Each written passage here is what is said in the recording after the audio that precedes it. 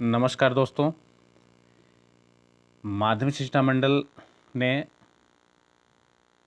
नामांकन के लिए अपना आदेश जारी कर दिया है। तो मैं आज अभी जो वीडियो बनाने वाला हूं वो कक्षा 11वीं और 12वीं के बच्चे जो माध्यमिक शिक्षा मंडल मध्य प्रदेश भोपाल में नामांकित होने हैं उनके संबंध में बनाने वाला हूं। तो आप लोग इस वीडियो को पूरा देखेंगे। तो मोबाइल से कैसे करेंगे इस काम को, इस बार मैं मोबाइल से बताने वाला हूं। तो आप सबसे पहले अपने मोबाइल का गूगल क्रोम या कोई वेब ब्राउज़र ओपन कर लीजिए और सर्च बॉक्स में आकर के जो mpbse.nic.in वेबसाइट है इसको यहाँ पर टाइप करेंगे तो वेबसाइट का आपको इस तरह से दिखेगा। यहाँ पर ये वेबसाइट देखिए सामने आ गई और वेबसाइट में भी कुछ चेंजेज हुआ है और लुक इसका बढ़िया दिया हुआ है। देखिए यहाँ पर school, student, teachers, employees, assessment and examination, इस तरह का टैब इधर बना दिया है। तो हम लोगों को इसमें क्या करना है कि सबसे पहले इधर आएंगे जो स्कूल के संबंध में। तो हम यहाँ स्कूल के नीचे इधर जो एरो मार्क दिया हुआ है इस पर ऐसे टच करेंगे तो आगे दूसरा पेज खुल गया। अब सबसे पहले तो ये कह रहा है कि विद्यालय मान्यता संबद्धता हेतु आवेदन हमको करना है, तो हम इस पर क्लिक करेंगे तो आगे बढ़ जाएंगे। लेकिन मैं इस संबंध में अभी यहाँ नहीं बता रहा हूँ। हम यहाँ पर इसमें आ करके देखेंगे कि सबसे पहले स्कूल में लॉगिंग करना रहेगा। लॉगिंग करेंगे तो लॉगिंग करने का ये एरो मार्क है, यहाँ पर हम करेंगे क्योंकि लॉगिंग करने के बाद ही नामांकन का फॉर्म स्कूल भर सकता है। लॉगिंग पेज आ गया और हम सब यूज़र नेम वगैरह अपना पासवर्ड बना लिए हैं। तो यूज़र नेम यहाँ पर टाइप करेंगे। यूज़र नेम आप जानते हैं कि विद्यालय का कोड होता है और पासवर्ड होता है। तो यूज़र नेम जो भी है आपका उसको देंगे, यूज़र नेम टाइप कर देते हैं और कैप्चा इधर आ गया है। इस कैप्चा को इधर दे करके लॉगिंग पर क्लिक कर देते हैं तो विद्यालय देखिए लॉगिंग हो गया। लॉगिंग होने के बाद या तो कह रहा है कि आपके विद्यालय की समर्थता संबंधी जानकारी अभी नहीं भरी गई है तो उसको आप भर लीजिए। इस काम को करना है, लेकिन हम फिर यहाँ इस काम को नहीं करके हम यहाँ आएंगे। इधर देखिए इस पर हमने टच कर दिया 3 लाइन पर तो आ गया ऑनलाइन नामांकन सेवा। इस नामांकन सेवा में हम जैसे आते हैं तो ऑनलाइन नामांकन फॉर्म भरें, ये आ गया। इसको हमने ऐसे टच कर दिया तो ये आ गया। ये काम सब मोबाइल से ही कर रहे हैं, बहुत ही आसान है। मोबाइल से इस काम को भी हम लोग कर सकते हैं। तो सबसे पहले प्रोफाइल अपडेशन में हम जैसे ही हम आगे आते हैं इधर देखिए आ गया आवेदक की सामान्य जानकारी। निम्न जानकारी का उपयोग बोर्ड परीक्षा के फॉर्म व अंक सूची के लिए किया जाएगा, अतः प्रामाणिक जानकारी सावधानीपूर्वक भरें, ये ध्यान रखना पड़ेगा अपने को। तो सबसे पहले क्या आप मध्य प्रदेश के मूल निवासी हैं, इस पर आप आएंगे तो मध्य प्रदेश के मूल निवासी हैं या नहीं हैं, जो भी ऑप्शन होगा आप उस पर क्लिक करेंगे। यहाँ मैं मध्य प्रदेश का मूल निवासी हूँ, ऐसा इसको हम टच करेंगे, आगे बढ़ेंगे। इधर आवेदक का नाम हमको भरना है तो आवेदक का नाम भरने के लिए हम यहाँ पर हम ले रहे हैं, यहाँ पर आदर्श पांडे इसका हम भर रहे हैं तो नाम आ गया। तो आदर्श पांडे में कोई मध्य नाम नहीं है तो मध्य नाम खाली है। जिसका मध्य नाम भी होगा, जैसे आदर्श कुमार पांडे है तो कुमार को मध्य नाम में भरा जाएगा, मिडिल नेम में भरा जाएगा और पांडे को अंतिम में, आदर्श को फर्स्ट में। इतना आप कर लेंगे। इसके बाद में पिता का पूरा नाम सावधानीपूर्वक, यहाँ हम जस्ट एक वीडियो बनाने के लिए कुछ भी लिख रहे हैं, लेकिन आप सही सही उसके पिता का नाम, क्योंकि यही मार्कशीट में प्रिंट होना है, और उसके माता का नाम भरेंगे। फिर डेट ऑफ बर्थ सही सही भरेंगे। इस तरह से भरते चले जाएंगे और फिर इसके बाद आ जाता है ये तक पुरुष महिला सेलेक्ट करने के लिए, तो वो सेलेक्ट करेंगे। फिर कैटेगरी आ जाती है जनरल, SC ST OBC, जिसका जो भी रहता है वो अपना यहाँ पर सेलेक्ट करेगा, आप उसका सेलेक्ट करेंगे। फिर ये 2 ऑप्शन आया है, कह रहा है कि क्या आपके पास निःशक्तता, क्या होता है कि इसमें डिसेबिलिटी, विकलांग, इसमें अगर है तो हाँ मैं निःशक्त हूँ पर टच करना है, नहीं है तो नहीं पर करना है। और फिर इसके बाद क्या आवेदक के पिता माता श्रमिक हैं एवं संबल योजना के पंजीकृत सदस्य हैं, तो नहीं है करके आगे बढ़ेंगे। और मान लीजिए कि कोई बच्चे के माता पिता श्रमिक हैं, संबल योजना में हैं, तो आपको ऐसे पंजीकृत करेंगे तो पूछेगा कि श्रमिक के माता पिता के 9 अंकों का समग्र आईडी पूछेगा। जो समग्र आईडी होती है, जो संबल में पंजीकृत है श्रमिक अगर हैं तो यहाँ पर आप टाइप करेंगे समग्र आईडी। और हम यहाँ क्या कर रहे हैं कि पंजीकृत नहीं है करके आगे बढ़ रहे हैं। आपको अगर हैं तो समग्र आईडी डालना पड़ेगा, और नहीं है कर देते हैं तो ये हट जाता है, फिर नहीं भरना है। फिर इसके बाद जानकारी आ गई, संपर्क हेतु जानकारी, कॉन्टैक्ट डिटेल्स आ गया। तो मोबाइल नंबर हो गया, एक मोबाइल नंबर अभिभावक का ज़रूरी है, वो हम यहाँ पर टाइप करेंगे। ये देखिए मोबाइल नंबर हो गया है। फिर ईमेल एड्रेस दे देंगे, कंपलसरी नहीं है तो आप उसको दे दीजिए।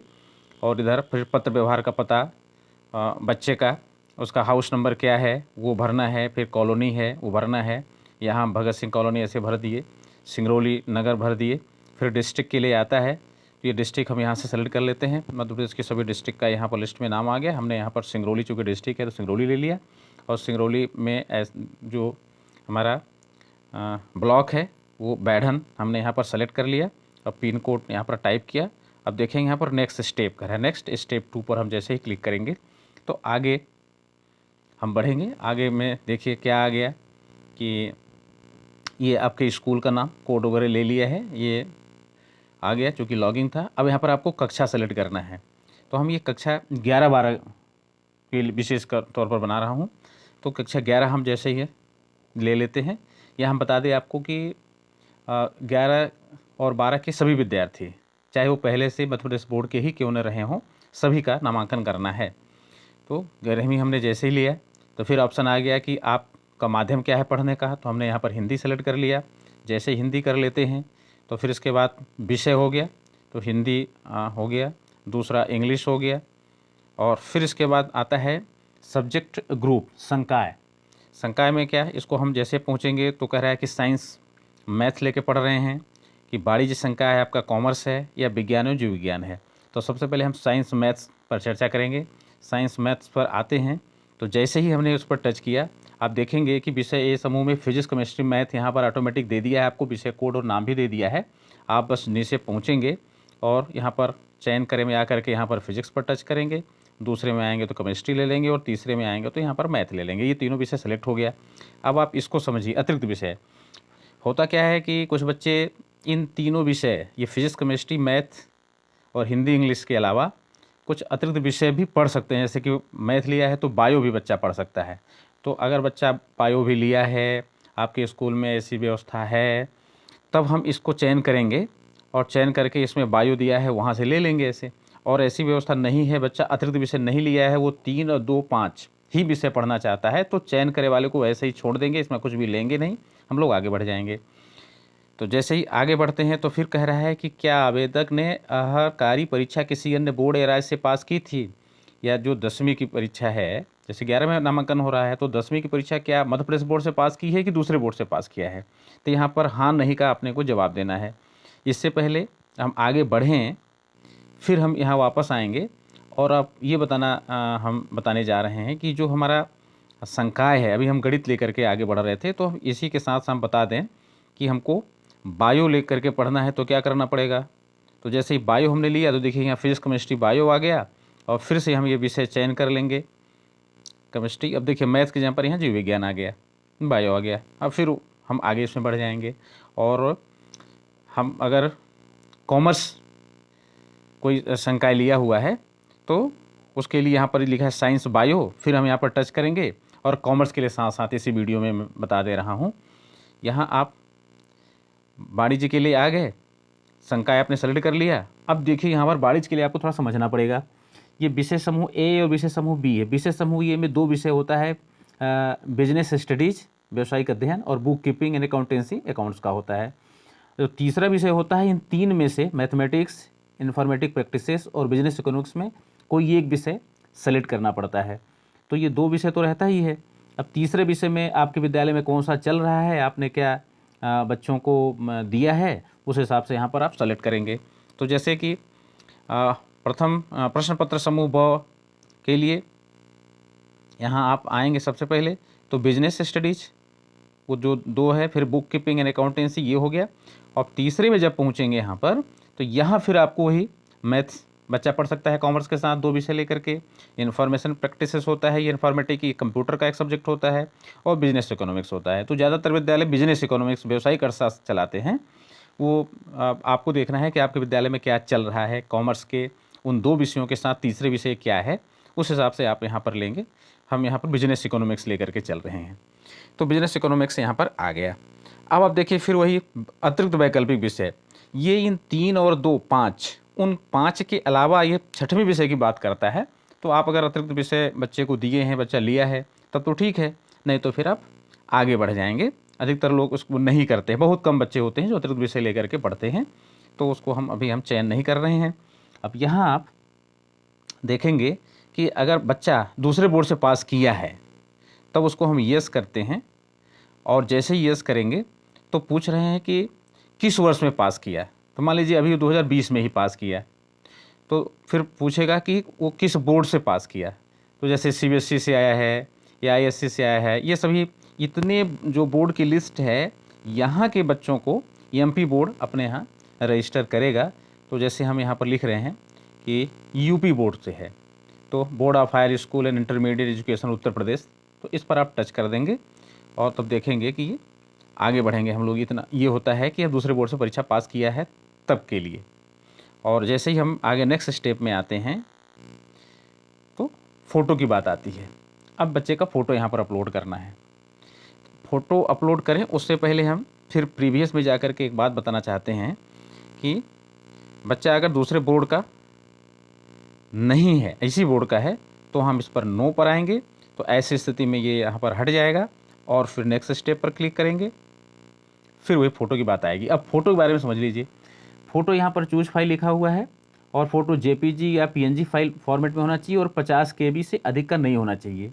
तो चूज फाइल में हम आएंगे, तो इसमें क्या करना है आपको कि या तो आप पहले से मोबाइल में सभी फ़ोटो को रख लें, स्कैन करके उसका फ़ोटो ले करके, तो आपको आसानी होगी। वैसे कैमरा से भी आप तुरंत फ़ोटो भी ले सकते हैं, लेकिन ऐसी स्थिति में क्या होता है कि फ़ोटो की साइज़ बड़ी हो जाती है। तो हम ब्राउज़ करेंगे और देखेंगे यहाँ पर कि बहुत सारे फ़ोटोज़ हैं अपने मोबाइल में पहले जो रखा हुआ है, हम उसको खोज लेते हैं। यहाँ पर देखेंगे कि ये फ़ोटो हमको अपलोड करनी है, तो देखिए ये फ़ोटो यहाँ पर अपलोड हो गई और अपलोड हो गई। फिर नेक्स्ट स्टेप में यहाँ पर हम जैसे आगे बढ़ेंगे तो एक बार उसका हमको पूरा प्रीव्यू रहेगा देखने के लिए। हम यहाँ पर देखेंगे आवेदक का नाम है, पिता का नाम, माता का नाम, मोबाइल नंबर, ईमेल एड्रेस, सब कुछ सही से ही भरा हुआ है। विद्यालय का नाम आ गया, विषय आ गया, सब कुछ ओके हो गया। तो आपको क्या करना है, ये पीले कलर में जो है इसका टैप यहाँ पर आप जैसे ही चेक करेंगे, ऐसे टिक कर देंगे तो एक नया यहाँ पर बटन बन जाएगा, नामांकन का आवेदन दर्ज करें, और इस बटन पर हम क्लिक कर देंगे तो फिर ये दर्ज हो जाएगा, नामांकन हो जाएगा। तो ये वीडियो आपको कैसा लगा कमेंट बॉक्स में आप ज़रूर लिखेंगे, और अभी तक चैनल आप अगर सब्सक्राइब नहीं किए हैं तो सब्सक्राइब कर देंगे। धन्यवाद।